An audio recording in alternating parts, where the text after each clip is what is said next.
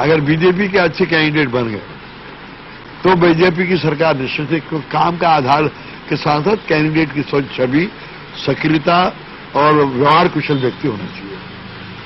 और उसके लिए बड़ी मुश्किल है कि हम 50-60 लोगों के टिकट काटें, मंत्रियों को टिकट काटें। ये बहुत अति दुर्गम काम है, लेकिन पार्टी को इसके अलावा कोई रास्ता नहीं है। प्रदेश में बीजेपी के अंदरूनी सर्वे में मंत्रियों और विधायकों के टिकट काटने की जरूरत से पहले से उत्साहित कांग्रेस को बाबूलाल गौर के इस बयान ने जैसे संजीवनी दे दी हो। बाबूलाल गौर ने बहुत कम कहा। उस मंत्रिमंडल में सारे के सारे, मुख्यमंत्री से लेकर के सारे लोगों की छवि खराब है। वो सब धनबल, जनबल, जाति बल, बाहुबल से चुनाव जीतते आए। बीजेपी के महाजनसंपर्क अभियान की शुरुआती रिपोर्ट में भी सामने आ चुका है कि प्रदेश के 27 जिलों के मतदाताओं पर बीजेपी की पकड़ 2008 के बनिस्बत कमजोर हुई है। इससे बीजेपी संगठन की नींद उड़ी हुई है। हालांकि सर्वे में शिवराज का करिश्मा कम नहीं हुआ है और जन आशीर्वाद यात्रा में उमड़ रही भीड़ इसकी तस्दीक भी कर रही है। लेकिन जो चेहरे अपने काम और नाम से शिवराज की छवि को धूमिल कर रहे हैं, क्या उन्हें पार्टी बदलने की जोखिम उठाएगी? और अगर हिम्मत जुटाकर पार्टी ऐसा कर भी लेती है तो उसे इससे ज्यादा ताकत बीजेपी में उठने वाले बवंडर को शांत करने में लगानी होगी, जो उसके लिए चुनाव से पहले शायद नुकसानदेह हो। खबर भारती के लिए भोपाल से अनूप सक्सेना की रिपोर्ट।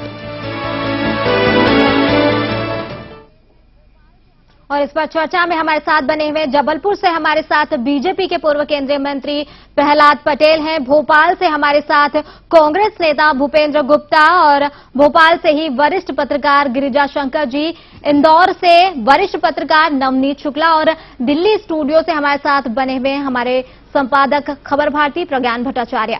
आप सभी मेहमानों का खबर भारती के मंच पर बहुत बहुत स्वागत है। और सबसे पहले मैं जानना चाहूंगी बीजेपी के नेता प्रहलाद सिंह जी के पास।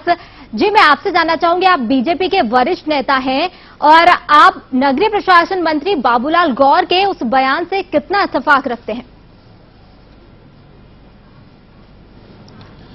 मीनाक्षी जी, मुझे लगता है कि मैंने बाबूलाल जी का बयान, उनका ऑडियो सुना है जी। मुझे नहीं पता कि वो किसी प्रेस के लोगों से बात कर रहे थे या सामान्य चर्चा थी, उसको कहीं रिकॉर्ड किया गया है।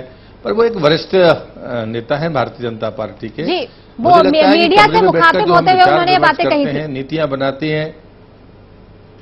प्रहलाद जी, हाँ, तो मुझे लगता है कि बाबूलाल गौर बहुत सारे मीडिया से बात कर रहे हैं। वो पूर्व, हाँ मैं सुन लिया, मैंने सुन लिया। मुझे लगता है कि बाबूलाल जी को इतने वरिष्ठ नेता हैं कि उनको कोई सलाह मशवरा मेरे जैसा कार्यकर्ता नहीं दे सकता। लेकिन मैं इतना जरूर कहूंगा कि बाबूलाल जी के पास में दो बड़े मंच हैं। अभी चुनाव समिति बनी नहीं है, वो कोर ग्रुप में भी हैं पूर्व मुख्यमंत्री के नाते। और मुझे लगता है कि भारतीय जनता पार्टी को अगर किन्हीं बातों की चिंता है तो उसके अपने तरीके हैं बात करने के, प्लेटफॉर्म है। उसके लिए मुझे नहीं लगता कि उनको सार्वजनिक रूप से कोई बात कहनी चाहिए या वो क्यों कह रहे हैं, ये तो उसका जवाब ज्यादा अच्छा बाबूलाल जी दे। प्रहलाद जी, आपने ये बात सही कही कि मीडिया के सामने उनको ये बात नहीं कहनी चाहिए थी। आपका मकसद तो यही है कहने का, मतलब बीजेपी के घर के अंदरूनी किस्से को मीडिया के सामने लाने की जरूरत नहीं थी, आप यही कहना चाह रहे हैं ना? हाँ, नहीं, मैं बिल्कुल ये बात कहता हूं, क्योंकि मीडिया के पास अपनी जो सोर्स हैं वो अपने तरीके से जब रिपोर्ट रखता है, पार्टी उसको भी कभी नजरअंदाज नहीं करती है, उसको भी नोटिस में लेती है। लेकिन मुझे लगता है कि पार्टी का कोई वरिष्ठ नेता, जो इतना वरिष्ठ नेता है, जो इस प्रदेश का मुख्यमंत्री रह चुका है, उसको पार्टी के काम करने के तरीके पर या तो विश्वास नहीं है या विश्वास है तो फिर मुझे लगता है कि मीडिया में चर्चा करने की जरूरत नहीं है। मुझे लगता है लोकतंत्र में जब आदमी पार्टी टिकट देती है तो उसके 10 तरीके हैं उसको जानकारियां जुटाने के।